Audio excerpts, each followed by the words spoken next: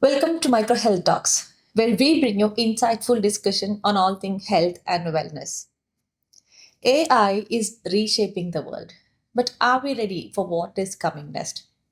Joining with us today, back again, is Dr. Junaid Kalia, neurologist, MD, all the way from Texas, and also he's a tech visionary.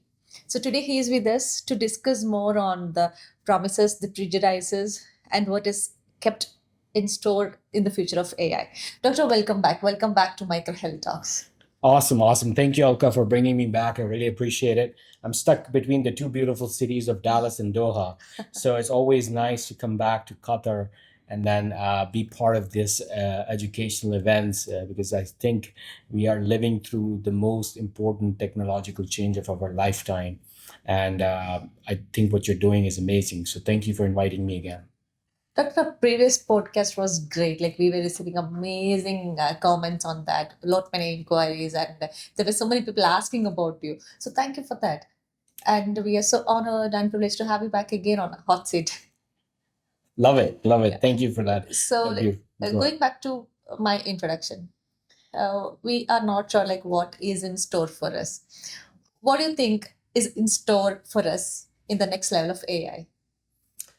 Yeah, I think a last artificial like we did the podcast, and I was discussing like the largest conference was JP Morgan, which is in every January about healthcare in the world in terms of at least the number of dollar amounts that represented in a conference.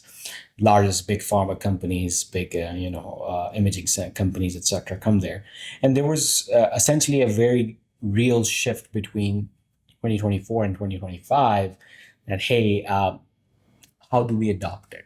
It wasn't the question, is it useful, is it worth it, or like it's just Dr. Kalia, I want to add this to my arsenal of digital health technologies.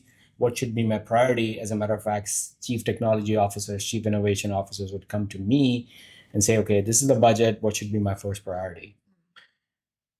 Believe it or not, and it's been like only 2 months essentially. Yes. And the AI is moving at a breakneck speed. As a matter of fact, for me to actually catch up in just reading is becoming, I have to use AI to just summarize some of the advancements in AI. It is that fast. And more importantly, the shifts has been even further in terms of both technological advancement and more importantly also what we call geopolitical and human advancement in terms of admitting, in terms of seeing that AI is generally truly very useful. Certainly, certainly. So those two shifts technically has been amazing. So I'm going to first talk about the human behavior shift. The human behavior is essentially very hard to change. I mean, if you really look through the sense of technological advancements, I mean, throughout the centuries, from fire to electricity, which took 100 years, to TV, to radio, to web browser, to internet and smartphone, every technological advancement has decreased, shortened by human behavior change to adopt. AI is at another level. I mean, we saw Chat GPT revolution, but it's essentially everyone, at least in the US, has been using it everywhere. As a matter of fact, professors are annoyed why the students are using it. Moms are annoyed why the kids are using it. So it's just been Employers are not by all the employees are using it and they have stopped being creative. We'll talk about more of it, like what is going to be an impact of what we call non-human intelligence on human intelligence. Oh, that is a phrase. Non-human intelligence on human intelligence. Correct. So yes, that's really, there's now real sociological evidences that is present. I don't follow sociology literature that much, but there are people who are studying, AI, and that's what we essentially is a non-human intelligence on what is its impact going to be on human intelligence, how we're going to train the next. So number one was human behavior change, massive adoption. The second basic change has. Let me please interrupt you between you were saying about the human behavioral change. So what is your outcome on that? Yes, there is a change. So how do you conclude it? The changes are positive changes, differently better changes, or negative changes? I look at the world in a different, in terms of what we call hype versus value. We look at hype cycles and all of that, and we truly, change is there, right? I mean, there's, the question is not if change is going to happen. The question was never that change is going to happen. The question was how fast the change is going to be, and how are we going to and there's, any change has both good outcomes and bad outcomes. When you have good or bad outcomes, how do you minimize the bad and maximize the good? And what is the capacity of everyone in terms of policymakers, parents, teachers, businesses, government, healthcare, exactly, whatever, whoever's capacity to improve the good outcomes and decrease the bad outcomes. Good. By the way, nobody can eliminate bad outcomes either. No. Right? Internet has bad outcomes, right? Yes. Unfortunately, we're still fighting one of the worst, child pornography to sex trafficking, which is prolific on internet. That is bad outcome. But we, and we have done so many things, but still it exists, unfortunately. Same thing with AI. We can have massive good outcomes. Nobody can deny how internet was beautifully changed everyone's life, but there will be bad outcomes. The question is how to minimize them, both through regulation or legalization and illegalizations, etc. The unfortunate part is the pace is so relentless. People like us who we wake up and do AI every day are unable to catch a breath, for God's sakes. Because stuff that my 8-9 AI engineers throw at me, that, hey, are we going to do this? Are we going to do this? I said, hold on. Because that's fascinating. That is fascinating, and it's definitely exciting. But at least for us, it's still better than what we call general artificial intelligence, because we actually at least have regulation to go through. We have a moat in the business side that is FDA approved. But on the other side of stuff, it is hard to control. Like, for example, I'm just going to give you a very simple example. Canva released a beautiful AI, fantastic work. My daughter is 10 years old. She actually uses my iPad, and then I have a Canva account. She goes onto there and speaks to it and makes creations. Now, of course, this is lovely. I love it that she does it. But again, I have to go back and, of course, make sure that there's nothing nefarious going on. I'm assuming Canva is a great company. They have done a lot of work on making sure that this is safe. But again, those things, like we have real, like content moderation on YouTube, parental guidance, those are not available, right? Can I set the AI to say that this is a 10-year-old using you? I can't. Yeah. So human behavior is there, but the AI pace is so insanely fast that it is hard for regulation to catch up. And then, of course, the problem is, like the internet, this is sort of becoming diffused, democratized, except for healthcare, which is a great place to be in, by the way, in AI and healthcare. So I love the return on investment business mode that are present in AI and healthcare. And lives that saves as well. I mean, the return on investment is, of course, if you save a life, it is as if you save a life of all mankind. It's insanely amazing, both in terms of social impact and commercial and business impact. However, we really have to figure out how to proceed in democratizing in other ways. At least in healthcare, the beauty is everything is generally regulated everywhere. It's regulated, yeah. In Qatar has a Ministry of Health, everywhere. So for the healthcare market, it is fascinating. However, I was still going to tell you, there's a recent study in New England Journal of Medicine that actually found that LLMs, general LLMs, ChatGPT, Claude, or Gemini, do make significant mistakes in terms of medical accuracy. So I would really caution people not to use these generalized. Again, not to mention that, okay, I have a product or something. I look at the actual research that is done. And same thing, like people will say Saudi is launching an all AI clinic or AI doctors or AI hospitals, and China is launching AI hospitals. These are fantastic, attention-grabbing, clickbait, things. Unfortunately, the real truth is far, far from that. In healthcare, we are progressing at a unfortunately, a much slower speed, but at least more carefully, so that it is implemented in a fashion that is careful, brings value, and is accurate. So, yeah, we were continuing with the second point. The first point was human behavior. And So human behavior change, and then I don't like to bring politics in, but it is extremely important to see how geopolitics has also influenced because of this breakneck speed. Mhm. I mean, advancement of DeepSeek resulted in a technological war that converted into an economic war, essentially. Then the second thing is that if you're going to see that in general, countries globally has been investing in AI insanely. Just to give you one example, in Alka in Texas, which is 7 hours from Dallas, they invested in a project called Stargate. That's $500 billion with a B, with OpenAI and six other companies that are essentially building the next generation of data centers, which is AI first, like our PAX solution, which is AI first, Okay. because you have to build from the scratch up because the technological advancement is so fast. Bomb shelters, etc., with everything that is so important that they have, place. So companies are putting in billions of dollars on new AI data centers, 1 gigawatt of electricity being built just for that data center. This is one state of Texas we're talking about in United States. Qatar announced, I think, total GCC region has around committed around $300 billion.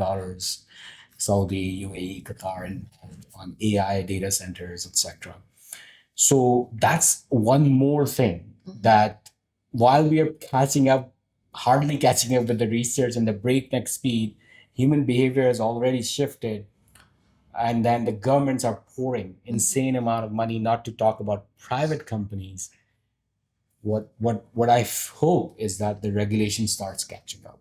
Regulations has to start catching up, isn't it? It does, because you don't care when it is small. You don't care when 10% of the population is using it. When you have that inflection point of 20%, if you look at the curve, it's like very simple, right? When the iPhone came out, iPhone 4, everyone was in line, but nobody really had it.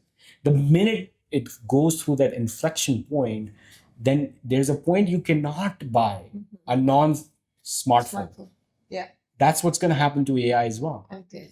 So, and as you can see, there are so many brands of smartphones available. There's so many operating systems too. There's iPhone, Android, Harmony OS. People forget there are actually other operating systems as well. So that's exactly the curve that AI is going to follow. My fear, unfortunately, and that's the word I'm going to use, fear, which is not lightly used, is that the speed, the breakneck speed, is not able to provide that guidance of regulatory framework, or even not just regulatory principles to follow, including me, how to engage my children, right? I mean, I am a great doc. I know AI in healthcare, but I don't know how to implement it in my house in terms of regular stuff. I hope we catch up on that. Yes. So, speaking about all these regulations, Doctor, this has been nudging towards one fine thing or one questionable thing that all are curious about, that is the ethical norms or the ethical policies of AI. So the way I look at it is ethics is way beyond legality. So regulatory framework, when you look at it, is generally, is more about when a person does nefarious stuff is going to be jailed, or have a criminal offense against that person.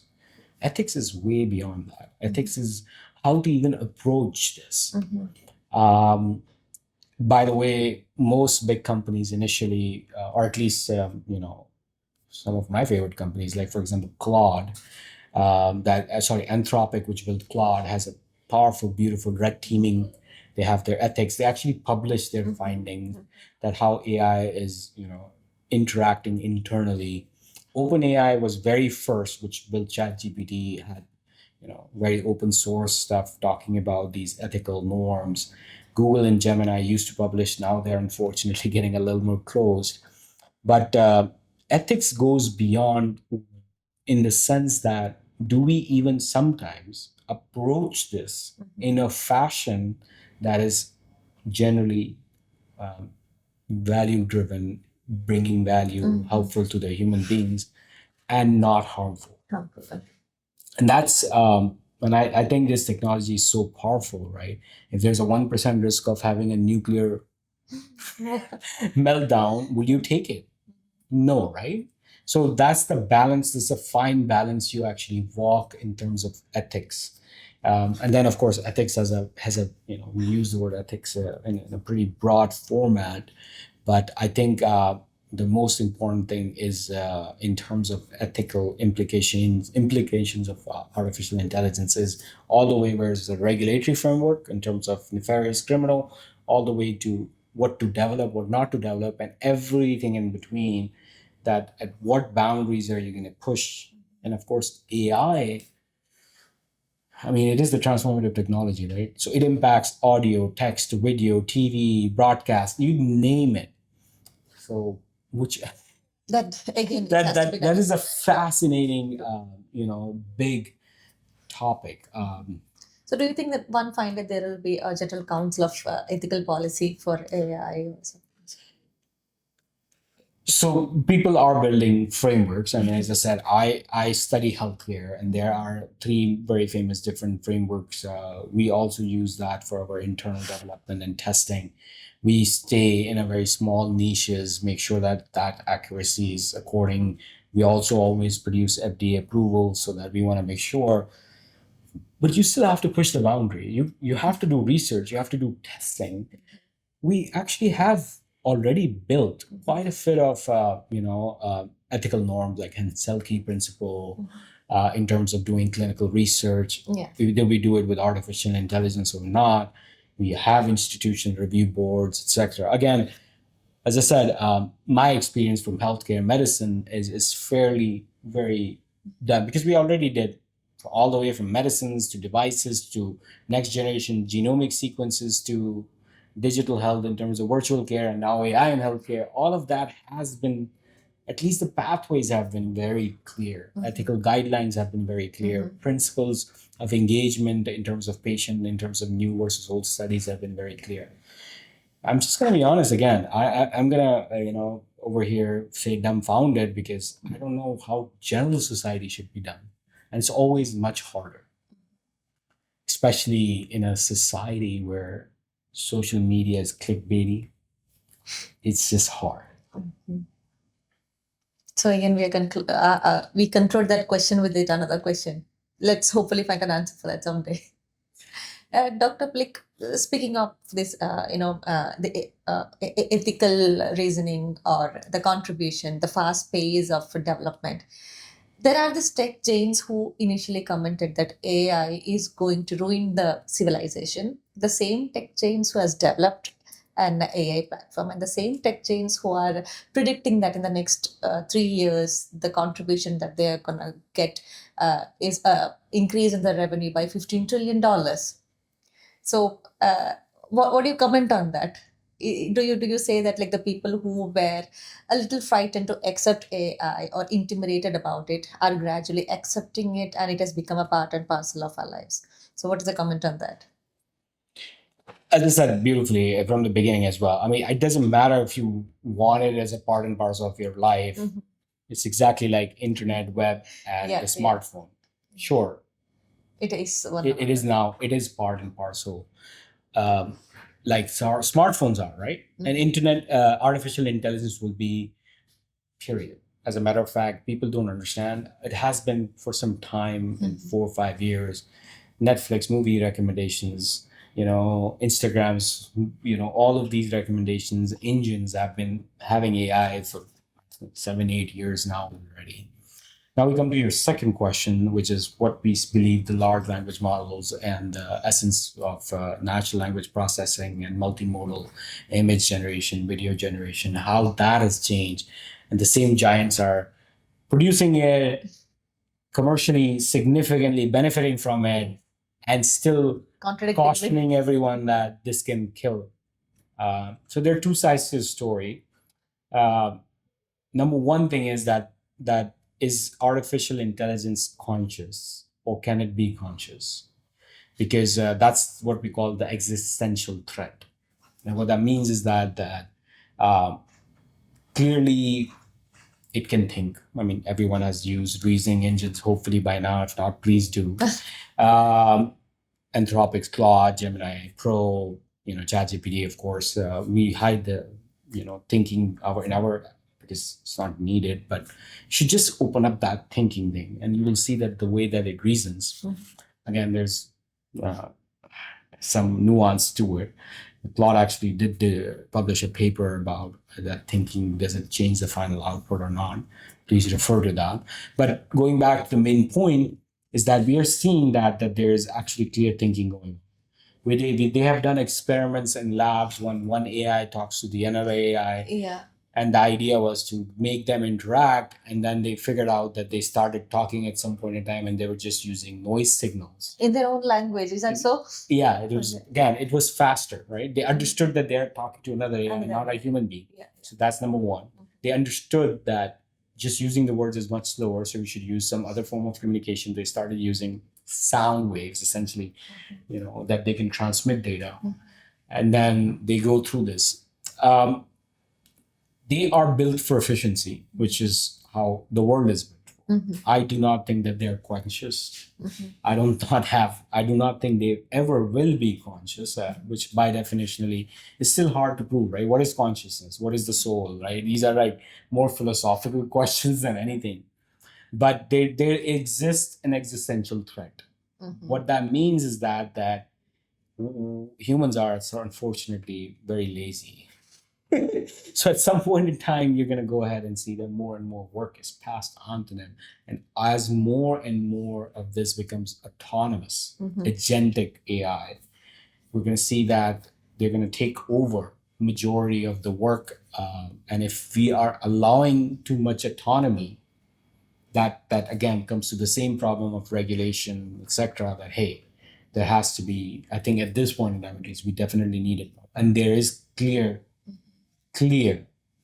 existential threat because of AI in the future. You call it AGI or anything, but I believe it or not, even 2 months ago, I thought that they have reached a level, but they keep, destroying the glass roof and then going better and better models with more synthetic data.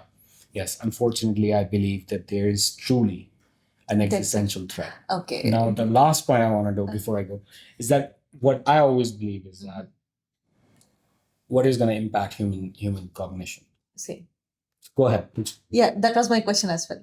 Yeah, how this existential threat is going to impact human? That was my question. There is an existential threat. Existential threat is basically like a nuclear bomb. Like, they are going to go ahead and control the missiles and then say, okay, you know what? Human beings are idiots. Fine. You're fired from Earth. Earth is mine. And that is truly where existential Earth is. But in between, I mean, existential, of course, we can talk about it. And I understand these tech giants are saying that, but I truly believe they're right. Even though they're building it, if you really look at it, the autonomy, the level of autonomous, especially in the agentic era, the technology is passing through our eyes. Those who understand it, who build it, it is frightening. And there is an existential. On the other hand, hopefully we don't have an existential problem. But what in between is also, in my opinion, a bigger problem. It's like, how do we train the next generation of human beings? Because just being honest, my language skills have declined since I've started using Claude and ChatGPT. As a matter of fact, my vocabulary has gone less. The access to words in my brain are coming down because it is just so easy to use these tools to write beautiful emails, which I never had to use them, but I had to rely on my own professional skills. And we were actually trained for that, how to write a beautiful letter and all of that. And I'm just honest, like, I was always pissed off when my professors never let me use a calculator in an exam. When calculator is gone, right? I mean, what am I going to... the last time you saw someone using a calculator? So what I'm asking is, like, what is my daughter, 10-year-old or a 6-year-old, should we teach them? Because she's already creating art using Canva. We discussed that. Yeah. She's not, does she really need to learn language? Because that was, if you look at it, human cognitive brain, one of the ways that dementia can be, reversed even, and prevent it is to learn a new language.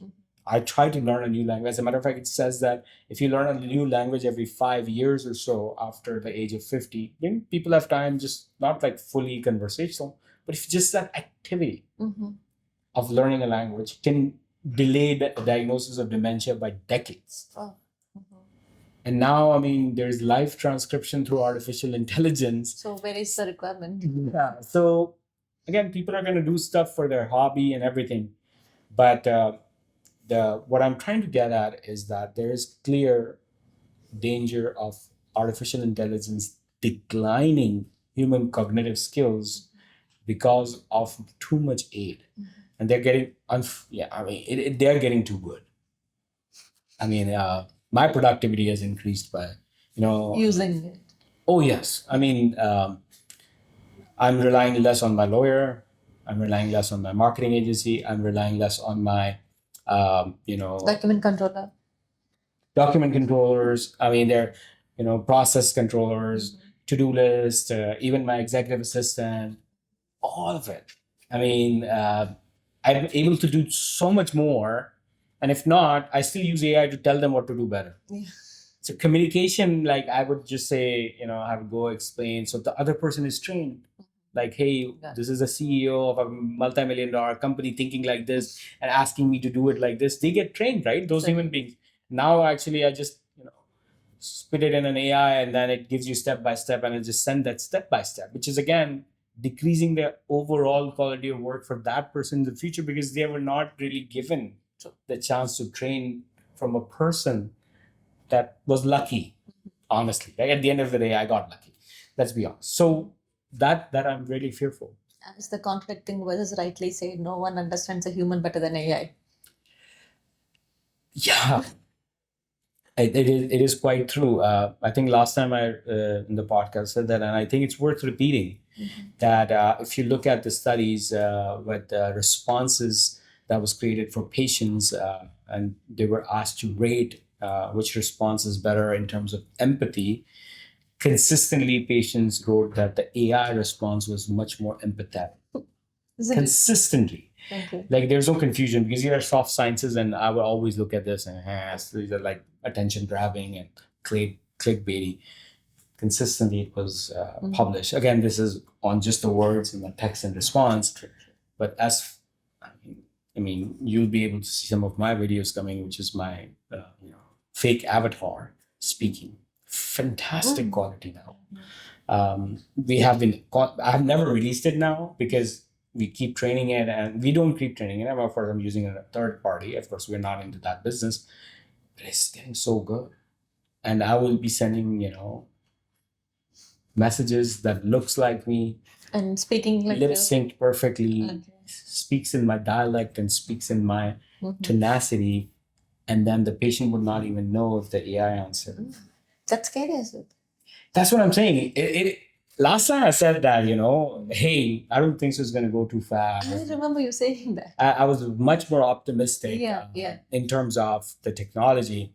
And I thought, okay, if the government takes a little slow stance, I'm fine with it. It is insane that the governments are putting trillions of dollars easily into this technology and the regulation is not there. So I hope that they took small budget of those $1 trillion. To regulate as well. So that is where we stand on the ethical grounds of AI. Again, I think that the very beautifully put how does tech giant develop and commercialize and still continue to say this. I think from pure ethical perspective, I believe that AI needs to slow down a little in terms of the pace, and the government should interfere. But actually, just for example, Google stopped publishing. I don't know if it's the China effect or something else, but at the end of the day, I believe that somebody needs to step in to make sure that before we move too fast and break human race itself, we need to ensure that proper regulations in place. Are in place, yeah. So one fine question or a doubt that I've always been possessed is, Doctor, what do you think humankind or this globe would have been if there was no existence of AI at all? If AI would not be present right now, what would happen to humanity, or like, or how it would have been, like what and how it would have been, how we would have been. yeah, it's a very beautiful question. I mean, we are already before the introduction of artificial intelligence. The curve of human population growth is going to go from 8 billion all the way to 10 billion and then come down. So, as a matter of fact, it's predicted that India is the largest growth and it's going to start contracting again. So, is Africa is going to start contracting again. And when we process that through, like, the whole world has gone through the same process of low developing countries. So Switzerland at one point in time, Holland and Netherlands were developing countries, right? I mean, clearly they didn't. I mean, so we were looking at an arc where the developing countries are going to start becoming developed countries. We were already on an arc where the products were becoming cheaper, and it is the China effect, but again, it is the globalization fruits, right? I mean, when I was 10, 20 years ago, a strawberry was like, oh my God. And now it is even available in Karachi because of the globalization impact at a cheaper rate that is accessible. So the human arc has always been towards democratization of products, services, and everyone from developing nations is going to go into developed nations. Access to basic healthcare like medicine, etc., is supposed to improve. So that was the arc we were going. With the introduction of AI, that arc is on, the expensive, like if that was already an exponential change, by the way. People forget 30 years ago, everyone's freaking now has air conditioning. It's insane how hard used to be and everything. So it was an exponential curve. 8 billion people are coming, human beings are surviving longer. The exponential change is going more forward. So as I said, the pace has increased. Yeah, actually, the rate of change is increased. So there's something that change happens, and there's a rate of change that happens, and that rate of change has gone. So the only difference with the AI, I believe, which was again, I don't know, was avoidable or not, I think is the pace has changed. And unfortunately, whenever there's too fast of a pace, there are few people, both in terms of resources, in terms of intelligence to catch up, and in terms of money to catch up with that pace. And that will unfortunately take us back a little bit in terms of equality, equity, both in terms of finances and access to resources, etc. But again, it will reset again. So we'll see these curves that happened last time as well with any introduction of new technology. You first get an imbalance, then you get a sort of equitization. So that was beautifully put. I hope so. Yes. You are still learning, constantly learning. Yes. So since there is already an intervention of AI, there is no going back of thinking of a world with no AI. So Doctor, what is the conclusion that, in today's episode, what is the conclusion that you would love to give to our audience on ethical stance of AI, or the fast pace of development of AI? What you would like to conclude with? The message that would give. So the message is very simple. Number one, do use these tools. Don't think that using these tools is going to have a problem. The only thing you need to do is take a break from these tools and make sure you use your own cognitive power from time to time. Number two, make sure that you teach your children, because it's freaking here to stay, right? At the end of the day, and it's intuitive, you've been using operating systems with mobile OS, etc. Again, do teach your children, but in a very responsible way. Make sure that they are supervised, etc. Number three, don't be like me. Don't not train your employees properly.